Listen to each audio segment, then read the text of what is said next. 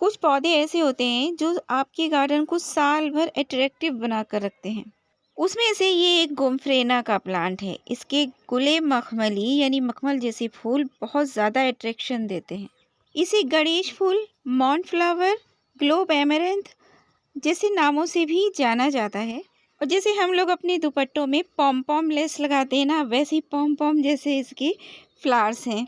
बहुत खूबसूरत लगते हैं, 3 कलर में होते हैं ये। देखिए, एक 6 इंच का ज़्यादा बड़ा पॉट नहीं है और उसमें लगा हुआ है लिली, साथ में पुदीना। एक कटिंग लगाई थी, फैलकर इतना सारा हो गया। 3 प्लांट चल रहे हैं, लेकिन इस प्लांट को कोई प्रॉब्लम नहीं है। तो आप कंटेनर गार्डनिंग करते हैं और 2 से 3 पौधे एक गमले में लगाने के शौकीन हैं, तो फिर इस प्लांट को तो ऐड करना ही बनता है। अब सवाल ये आता है कि पौधा सीजनल है, पेरेनियल है, एनुअल है, कैसा है? तो ये पेरेनियल प्लांट है। एक बार लाइए, लाइफ टाइम का जीवन बीमा बस। इस प्लांट का जीवन बीमा कैसे करते हैं, यही मैं बताने लगी हूँ।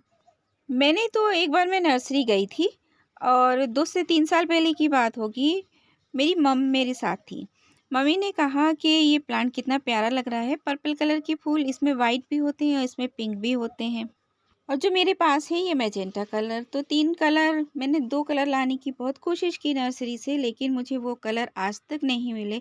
फिर मैंने मॉम के पास वो प्लांट लगा दिया और उसकी कटिंग थोड़ी सी लेकर बस मैं घर आई और मैंने किसी कंटेनर में लगा दिया। तब से लेकर आज तक बस मैं इसको मल्टीप्लाई करती हूँ। अच्छा, इसका एक सीक्रेट ये होता है कि पुराना पौधा मरने से पहले आप नए बना लीजिए।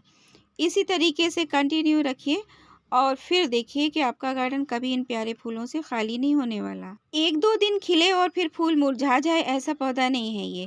इसके फूल 2-2 महीने, 3-3 महीने खिलते, बल्कि गिरते ही नहीं हैं। पौधा मरने की कगार पे आ जाएगा लेकिन फूल नहीं गिरेंगे। तो इससे अच्छा है कि आप इन फूलों को तोड़ लीजिए। देखिए, ये थोड़ा पर्पल जो फूल हैं वो फ्रेश हैं और जो 2 से 3 महीने तक भी पुराने हो जाते हैं तो पूरे वाइट हो जाते हैं। थोड़े अच्छी खाद पानी मिलती है तो बड़े साइज़ के भी हो जाते हैं। तब फिर आप इन फूलों से ही किसी भी सॉइल में, कोई भी सॉइल चलती है, वेल ड्रेन सॉइल होना चाहिए, उसमें आप इनको बिखरा दीजिए। ये देखिए, सबसे पुराने बीज हैं, वाइट हैं, तो ये बीज बनकर तैयार है। अगर हम इसको अभी क्रश करते हैं तो इसमें काले-काले सीड्स होते हैं, ऐसे देखने में नहीं लगता है, तो उन सीड्स निकालने की ज़रूरत नहीं है। अब बस फूलों को ही तोड़कर बिखरा दीजिए। अब जहाँ से आप कट करेंगे वहाँ से 2 न्यू शूट्स आ जाएंगे और ये पौधा जो हमारा लगा है, ये पौधा फिर से वहाँ न्यू ग्रोथ ले लेगा और फिर से फ्लावरिंग होगी। इस तरह से घना भी रहेगा और ये पौधा भी हमारा बना भी रहेगा। यही एक पौधा है, पुराने पौधे ख़राब हो चुके हैं, ये निकल आते हैं तो मैं उन्हें बना रहने देती हूँ। सर्दी भर फ्लावरिंग किया है, सर्दी में थोड़ा हल्की हो जाती है। मेन इसको समर सीज़न का ही प्लांट मानते हैं, लेकिन हर महीने में ग्रोथ करता है, बारिश में भी ग्रोथ करता है।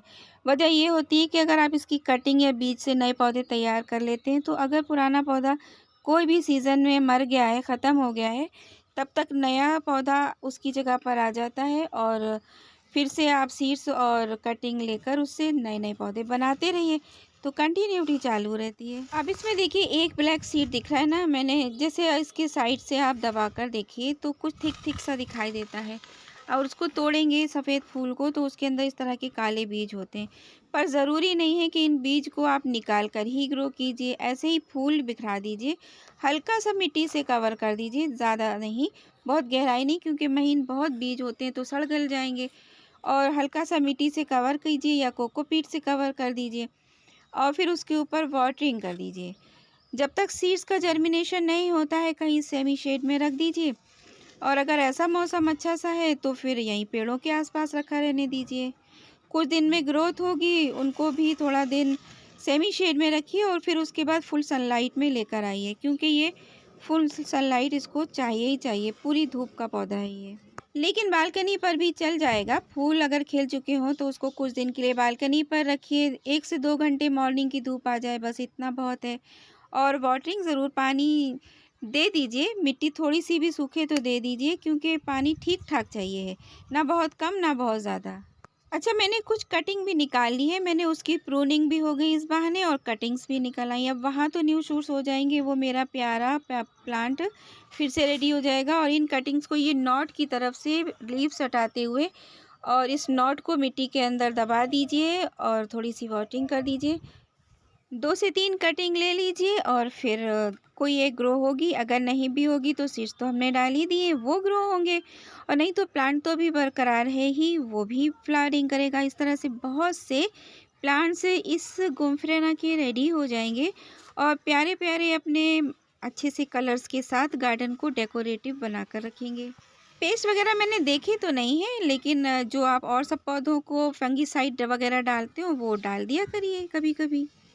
और अगर ये इन्फॉर्मेशन अच्छी लगी हो, ये प्लांट अच्छा लगा हो, तो एक लाइक कीजिए, शेयर कीजिए, चैनल को सब्सक्राइब कीजिए। अल्लाह हाफ़िज़।